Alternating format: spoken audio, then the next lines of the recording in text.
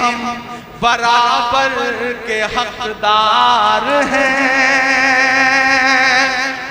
آپ تیار رہنا اگلے مصرعے پہ کہ ملک میں ہم برابر کے حقدار ہیں. استقبال ہے دوستو اسلامی چینل میں. سنیں گے دوستو عمران پرتاپ گڑھی کی نظم. اس سے پہلے بتا دوں گیان واپی مسجد وواد کوٹ سے ہندو پکش کو لگا زوردار جھٹکا. گیان واپی تیج خانے کی چھت پر ہوتے رہے گی نماز. ہندو پکش نے روکنے کی مانگ کی تھی, وارانسی کورٹ نے یاچیکا خارج کی. چلیے دوستو پہلے سنتے ہیں عمران پرتاپ گڑھی کی نظم. اس سے پہلے آپ سے گزارش ہے کہ ویڈیو کو لائک اور چینل کو سبسکرائب کر لیجیے. حکمرانوں کی سازش سمجھتے رہو, ظلم پڑھتے رہو, چیخ پڑھتے رہو. ملک میں ہم برابر کے حقدار ہیں. آپ تیار رہنا اگلے مصرعے پہ کہ ملک میں ہم برابر کے حقدار ہیں. کون ان کے کہے سے نکل جائے گا, ایک برا دور آیا ہے ٹل جائے گا. وقت کا کیا ہے ایک دن بدل جائے گا.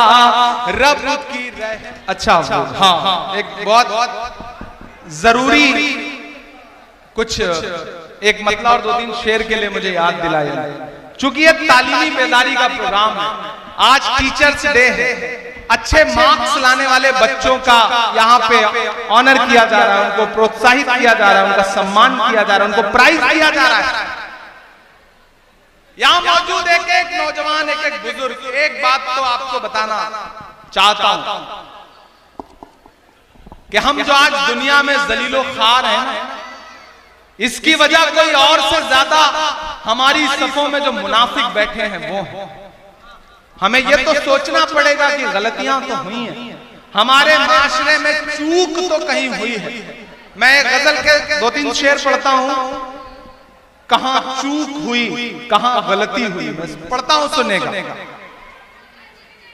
آج تاریخ ہے حیران کہاں چوک ہوئی. تھوڑا سا سنجیدگی سے سنیے گا. آج تاریخ ہے حیران کہاں چوک ہوئی. ہم چائے پیتے ہوئے جب دکان پہ بیٹھے ہوتے نا چائے کی ٹپری پہ, تو ہمیں لگتا ہے ہم آج بھی بادشاہ ہیں, ہم آج بھی نواب صاحب ہیں. اور اسی نوابی میں قوم کہاں پہنچ گئی ہم نے کبھی اس پہ مشورہ بھی نہیں کیا, تبصرہ بھی نہیں کیا. میں پڑھتا ہوں ڈاکٹر صبا اسماعیل صاحب اسکول چلاتے ہیں, کالج چلاتے ہیں. یہاں اور بھی تمام جو ساتھی بیٹھے ہیں, نریش مجھے لینے کے لیے آئے, تو مجھے لگا کہ شمیم نے محبتیں کس طرح سے کمائی ہیں کہ ان کے لیے مجھے نریش بھائی لینے کے لیے ریسیو کرنے کے لیے آ رہے ہیں. شری نارائن بھائی فون کر رہے ہیں. یہی تو اصلی ہندوستان ہے, یہی تو اصلی گنگا جمنی تہذیب ہے. آج تاریخ ہے حیران کہاں چوک ہوئی.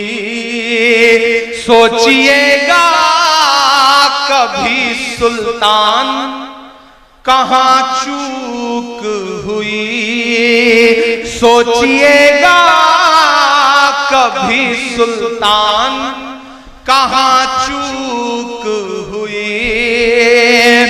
تم میں دولت بھی ہے, تعداد بھی, طاقت بھی ہے. کسی محفل میں اگر صرف وہی باتیں بولی جا رہی ہیں جو آپ کے کان کو اچھی لگ رہی ہیں, تو سمجھ لیجئے کہ بولنے والا ناانصافی کر رہا ہے. ایسی بھی باتیں بولنی جانی چاہیے جو آپ کے کانوں کو بری لگے, آپ کو جھجھوڑے, آپ کے ضمیر کو جگائیں. میں جگانے کی ہمت کر رہا ہوں. سوچئے گا کبھی سلطان کہاں چوک ہوئی. تم میں دولت بھی ہے, تعداد بھی, طاقت بھی ہے. تم پہ دولت بھی ہے, تعداد بھی, طاقت بھی ہے. بھی ہو بے سرو سامان کہاں چوک ہوئی، پھر بھی ہو بے سرو سامان کہاں چوک ہوئی۔ اقرا سے شروع ہو رہا ہے آپ کا قرآن پاک۔ عمران ایک شعر پڑھتا ہے کہ رہ گیا کس لیے تو علم و ہنر میں پیچھے۔ میں میڈیا کے ساتھیوں سے بھی گزارش کروں گا کہ کل جب اخباروں میں چھاپی ہے تو یہ مصرع چھاپی ہے کہ رہ گیا کس لیے تو علم و ہنر میں پیچھے، ہے تیرے پاس تو قرآن کہاں چوک ہوئی۔ ایسے کام نہیں چلے گا، یہ شعر ایک ایک شخص کی تالیوں کے ساتھ سنا جائے۔ بسم اللہ الرحمن الرحیم۔ حضرت ابو درداء رضی اللہ عنہ روایت کرتے ہیں کہ رسول اللہ صلی اللہ علیہ وسلم نے ارشاد فرمایا، جو شخص چاشت کے 2 نفل پڑھتا ہے وہ اللہ تعالیٰ کی عبادت سے غافل رہنے والوں میں شمار نہیں ہوتا۔ جو 4 نفل پڑھتا ہے وہ عبادت گزاروں میں لکھا جاتا ہے۔ جو 6 نفل پڑھتا ہے اس کے اس دن کے کاموں میں مدد کی جاتی ہے۔ جو 8 نفل پڑھتا ہے اللہ تعالیٰ اسے فرما برداروں میں لکھ دیتے ہیں، اور جو 12 نفل پڑھتا ہے اللہ تعالیٰ اس کے لیے جنت میں محل بنا دیتے ہیں۔ ہر دن اور رات میں اللہ تعالیٰ اپنے بندوں پر صدقہ اور احسان فرماتے رہتے ہیں، اور اللہ تعالیٰ کا اپنے بندوں پر سب سے بڑا احسان یہ ہوتا ہے کہ اسے اپنے ذکر کی توفیق عطا فرماتے ہیں۔ حضرت ابو ہریرہ رضی اللہ عنہ روایت کرتے ہیں کہ رسول اللہ صلی اللہ علیہ وسلم نے ارشاد فرمایا، جو شخص مغرب کی نماز کے بعد 6 رکعتیں اس طرح پڑھتا ہے کہ ان کے درمیان کوئی فضول بات نہیں کرتا تو اسے 12 سال کی عبادت کے برابر ثواب ملتا ہے۔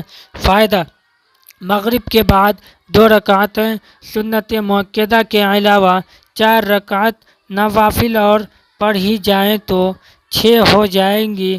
بعض علماء کے نزدیک یہ 6 رکعت مغرب کی 2 رکعت سنت مؤکدہ کے علاوہ ہیں۔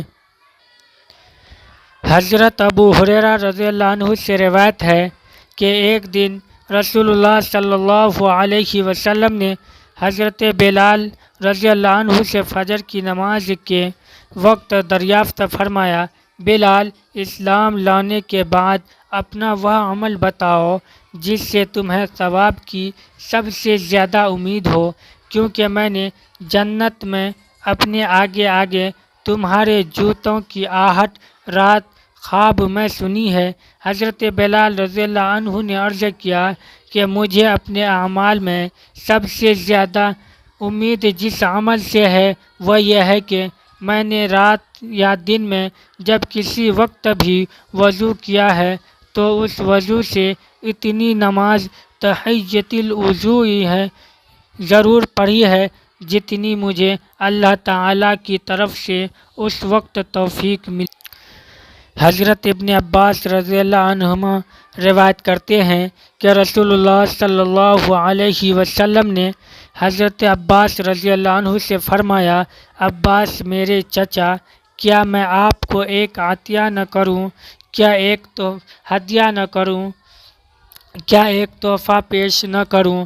کیا میں آپ کو ایسا عمل نہ بتاؤں جب آپ اس کو کریں گے تو آپ کو 10 فائدے حاصل ہوں گے، یعنی اللہ تعالیٰ آپ کے اگلے پچھلے پرانے نئے غلطی سے کیے ہوئے، جان بوجھ کر کیے ہوئے، چھوٹے بڑے چھپ کر کیے ہوئے، کھلم کھلا کیے ہوئے گناہ سب ہی معاف فرما دیں گے۔ وہ عمل یہ ہے کہ آپ 4 رکعت صلاۃ التسبیح پڑھیں اور ہر رکعت میں سورہ فاتحہ اور دوسری کوئی سورت پڑھیں۔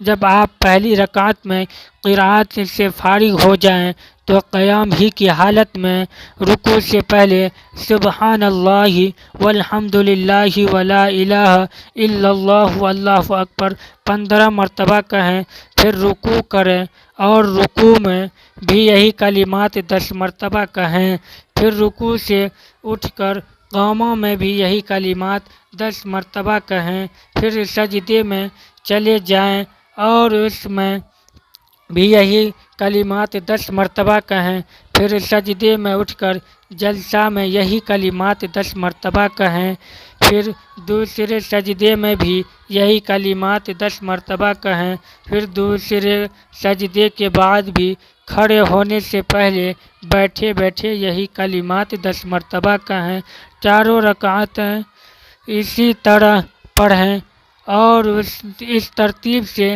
ہر رکعت میں یہ کلمات 75 مرتبہ کہیں۔ میرے چچا، اگر آپ سے ہو سکے تو روزانہ یہ نماز 1 مرتبہ پڑھا کریں، اگر روزانہ نہ پڑھ سکیں تو ہر جمعہ کے دن پڑھ لیا کریں، اگر آپ یہ بھی نہ کر سکیں تو ہر مہینہ میں 1 مرتبہ پڑھ لیا کریں، اگر یہ بھی نہ کر سکیں تو سال میں 1 مرتبہ پڑھ لیا کریں، اگر یہ بھی نہ ہو سکے تو زندگی میں 1 مرتبہ ہی پڑھ لیا